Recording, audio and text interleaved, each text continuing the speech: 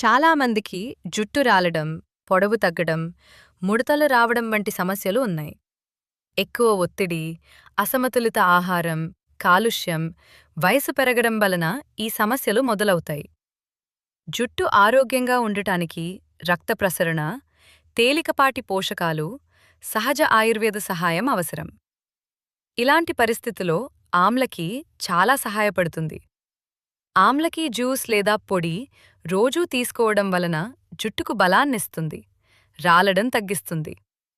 మరోటి బ్రాహ్మీ నూనె జుట్టులో మర్దనం చేయడం, చల్లని తేమ కలిగించటం జుట్టును మృదువుగా, గ్లాస్ లాంటి ప్రకాశం కలిగిస్తుంది. కొద్దిసేపు తేనె, వెల్లుల్లి, వాము లాంటి సహజ పదార్థాలతో స్కల్ప్ మసాజ్ చేయడం కూడా జుట్టు సమస్యలను తగ్గిస్తుంది.